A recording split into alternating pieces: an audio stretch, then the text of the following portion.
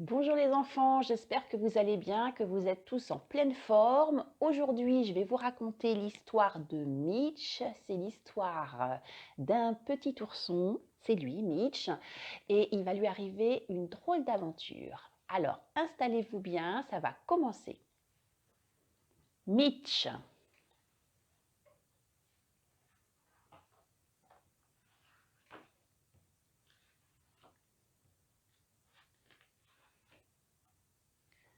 Barnabé a plein de jouets et beaucoup d'amis.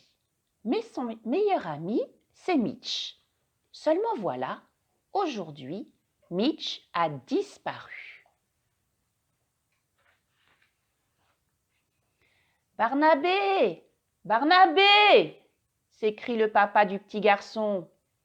Oncle Jean et tante Marie s'en vont. Viens vite leur dire au revoir.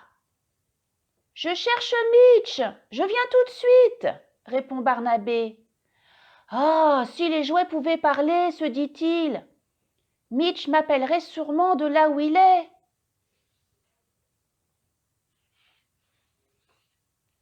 Mitch! Mitch, où te caches-tu? Réponds-moi, Mitch.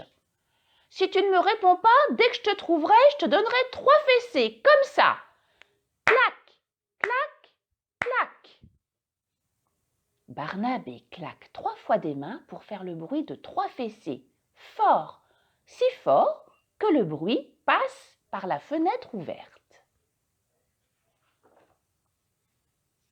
Clac, clac, clac, et parvient aux oreilles du petit ours, là-bas, au fond de la voiture d'oncle Jean qui s'en va.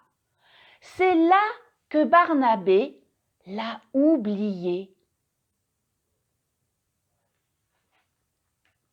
Tout à coup, Mitch bouge les pattes, remue la tête. Il est vivant. Il se lève et d'un bond, comme un vrai petit ours, saute par la fenêtre de l'auto et tombe dans l'herbe.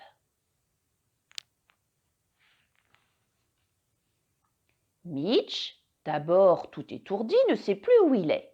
Puis il se met debout et court vers la maison de Barnabé en coupant à travers le bois.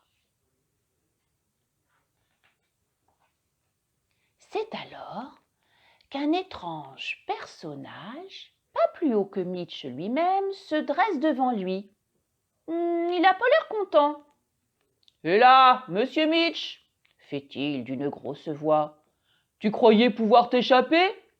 Mais d'abord, qui connaît mon secret? Qui t'a réveillé de ton sommeil de jouet ?» Mais, dit Mitch, je ne sais pas, moi. Je vais rejoindre Barnabé, parce que il me cherche partout. Tais-toi, dit le lutin, et suis-moi, c'est moi le chef des jouets. Tous les jouets m'obéissent, c'est moi qui commande. Mais non, je suis le jouet de Barnabé, proteste Mitch. Tais-toi, s'écrie le lutin furieux.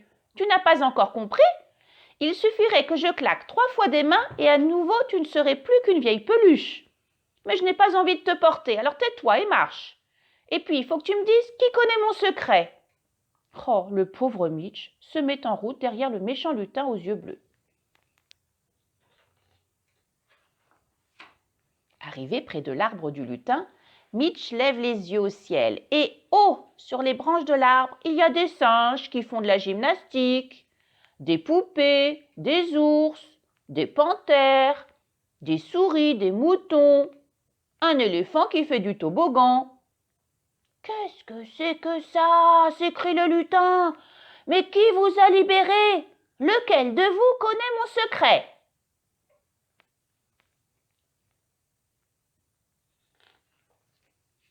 Les jouets ne répondent pas.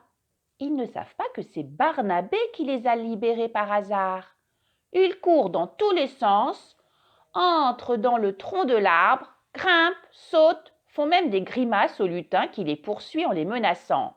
« Et toi, Mitch !» crie le lutin. « Mais Mitch, où es-tu passé ?»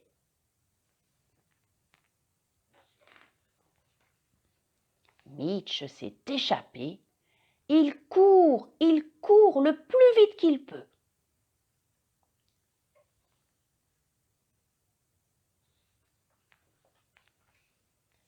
À la barrière du jardin de Barnabé, il grimpe. C'est très haut pour un si petit ours. Au loin, le lutin furieux crie « Mitch, reviens immédiatement! Mitch !»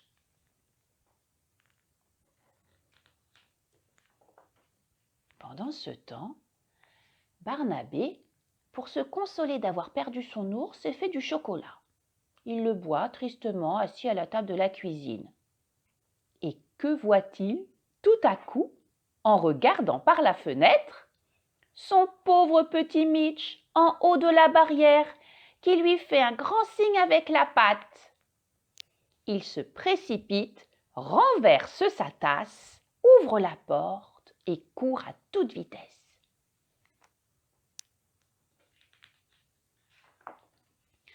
« Ah, mon pauvre petit Mitch, dit-il en le prenant dans ses bras. Enfin, mais comment se fait-il que tu sois là? Mais qui a bien pu être assez vilain pour te laisser ici? »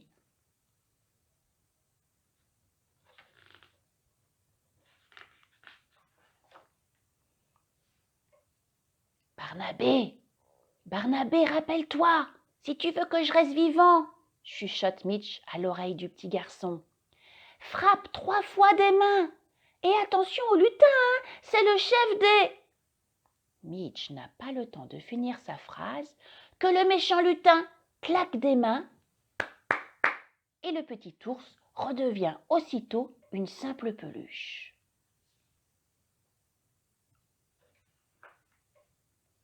Barnabé n'en revient pas. Son petit ours sait parler. À peine rentré à la maison, il veut vérifier qu'il n'a pas rêvé. Il installe Mitch sur le lit, regarde par la fenêtre, il n'y a personne à l'horizon, et là, clac, clac, clac, il frappe 3 fois des mains, comme le lui a dit son ours. Et voilà Mitch qui se réveille et se met à danser sur le lit en chantant « Je ne suis plus un simple jouet, mon grand ami c'est Barnabé, je lui ai dit un grand secret, maintenant c'est lui le chef des jouets. »